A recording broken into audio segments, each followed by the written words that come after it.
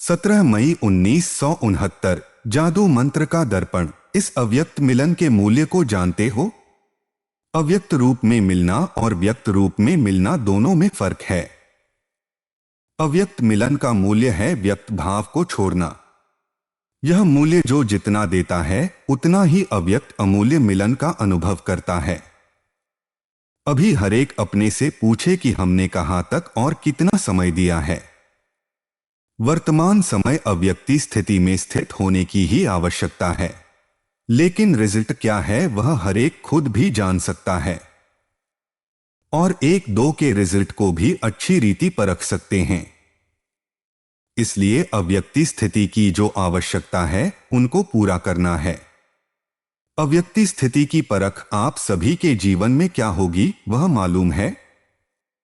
उनके हर कर्म में एक तो अलौकिकता और दूसरा हर कर्म करते कर्मेंद्रियों से अतीन्द्रिय सुख की महसूसता आएगी। उनके नयन चैन उनकी चलन अतीन्द्रिय सुख में हर वक्त रहेगी। अलौकिकता और अतीन्द्रिय सुख की झलक उनके हर कर्म में देखने में आएगी, जिससे मालूम पड़ेगा यह व्यक्त में होते अव्यक्त स्थिति में स्थित हैं।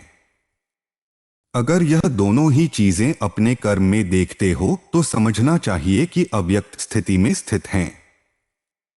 अगर नहीं है तो फिर कमी समझ पुरुषार्थ करना चाहिए। अव्यक्ति स्थिति को प्राप्त होने के लिए शुरू से लेकर एक स्लोगन सुनाते आए हैं।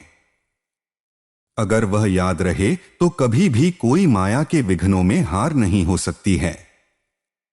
ऐसा सर्वोत्तम स्लोगन हरेक को याद है। हर मुरली में भिन्न भिन्न रूप से वह स्लोगन आता ही है।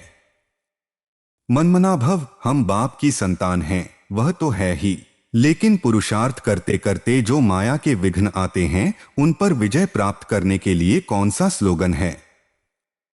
स्वर्ग का स्वराज्य हमारा जन्म सिद्ध अधिकार है और संगम के समय बाप का खजाना जन्म सिद्ध अधिकार है। यह स्लोगन भूल गए हो, अधिकार भूल गए हो तो क्या होगा? हम किस किस चीजों के अधिकारी हैं वह तो जानते हो, लेकिन हमारे यह सभी चीजें जन्म सिद्ध अधिकार हैं। जब अपने को अधिकारी समझेंगे तो माया के अधीन नहीं होंगे। अधीन होने से बचने लिए अपने को अधिकारी समझना है। पहले संगमयुग के सुख के अधिकारी हैं और फिर भविष्य में स्वर्ग के सुखों के अधिकारी हैं। तो अपना अधिकार भूलो नहीं। जब अपना अधिकार भूल जाते हो तब कोई न कोई बात के अधीन होते हो और जो पराधीन होते हैं वह कभी भी सुखी नहीं रह सकते। पराधीन हर बात में मनसा वाचा कर्मणा दुख की प्राप्ति में रहते और जो अधिकारी हैं वह अधिकार के नशे और खुशी में रहते हैं और खुशी के कारण सुखों की संपत्ति उन्हों के गले में माला के रूप में पहनी हुई होती है। सतयुगी सुखों का पता है। सतयुग में खिलौने कैसे होते हैं? वहां रत्नों से खेलेंगे। आप लोगों ने सतयुगी सुखों की लिस्ट और कलियुगी दो खून की लिस्ट तो लगाई हैं, लेकिन संगम के सुखों की लिस्ट बनाएंगे तो इससे भी दुगुने हो जाएंगे। वही सतयुगी संस्कार अभी भरने हैं। जैसे छोटे बच्चे होते हैं, सारा दिन खेल में ही मस्त होते हैं, कोई भी बात का फिक्र नहीं होता है। इसी रीति हर वक्त सुखों की लिस्ट रत्नों की लिस्ट बुद्धि में दौड़ाते रहो अथवा इन सुखों रूपी रत्नों से खेलते रहो तो कभी भी ड्रामा के खेल में हार न हो। अभी तो कहां कहां हार भी हो जाती है। बाप दादा का स्नेह बच्चों से कितना है? बाप दादा का स्नेह अविनाशी है और बच्चों का स्नेह कभी कैसा रहता है। एक रस नहीं है। कभी तो बहुत स्नेहमूर्त देखने में आते हैं, कभी स्नेह की मूर्ति की बजाय कौन सी मूर्त दिखाई पड़ती है? वा तो स्नेही है वा तो संकटमयी। अपने मूर्त को देखने लिए अपने पास क्या रखना चाहिए? दर्पण। दर्पण हरेक पास है। अगर दर्पण होगा तो अपना मुखड़ा देखते रहेंगे और देखने से जो भी कमी होगी उनको भरते रहेंगे। अगर दर्पण ही नहीं होगा तो कमी को भर नहीं सकेंगे। इसलिए हर वक्त अपने पास दर्पण रखना। लेकिन यह दर्पण ऐसा है जो आप समझेंगे हमारे पास है, परंतु बीच बीच में गायब भी हो जाता है। जादू मंत्र का दर्पण है, एक सेकंड में गायब हो जाता है। दर्पण कैसे अविनाशी कायम रह सकता है? उसके लिए मुख्य क्वालिफिकेशन कौन सी होनी चाहिए? जो अर्पणमय होगा उनके पास दर्पण रहेगा। अर्पण नहीं तो दर्पण भी अविनाशी नहीं रह सकता। दर्पण रखने लिए पहले अपने को पूरा अर्पण करना पड़ेगा, जिसको दूसरे शब्दों में सर्वस्व त्यागी कहते हैं। सर्वस्व त्यागी के पास दर्पण होता है। अव्यक्ति मिलन भी वही कर सकता है जो अव्यक्ति स्थिति में हो। वर्तमान समय अव्यक्ति स्थिति में ज्यादा कमी देखने में आती है। दो बातों में तो ठीक है, बाकी तीसरी बात की कमी है। एक है कथन, दूसरा मंथन। यह दो बातें तो ठीक हैं ना? यह दोनों सहज हैं। तीसरी बात कुछ सूक्ष्म है।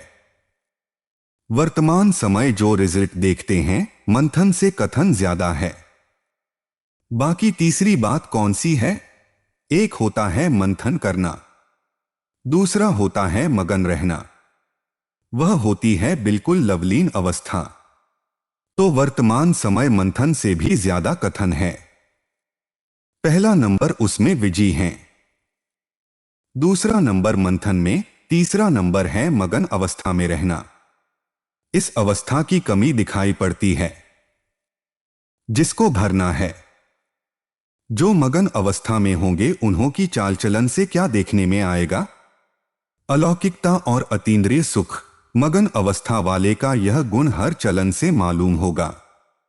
तो यह जो कमी है उसे भरने का तीव्र पुरुषार्थ करना है।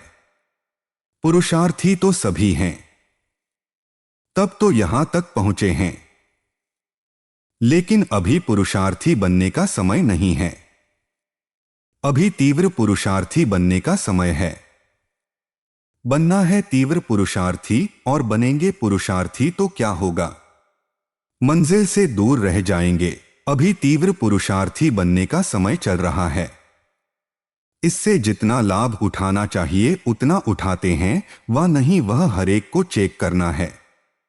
इसलिए कहा है कि अपने पास हरदम दर्पण रखो तो कमी का झट मालूम होगा और अपने पुरुषार्थ को तीव्र करते आगे चलते रहेंगे। अच्छा, आज कुमारियों की सर्विस की तिलक का दिन है। जैसे आप लोगों के म्यूजियम में ताजपोशी का चित्र दिखाया है ना, लेकिन आपकी सर्विस की तिलक के दिवस पर देखो कितनी बड़ी सभा इकट्ठी हुई है। इतनी खुशी होती है। लेकिन यह याद रखना, जितने सभी के आगे तिलक लगा रहे हो, इतने सभी आप सभी को देखेंगे।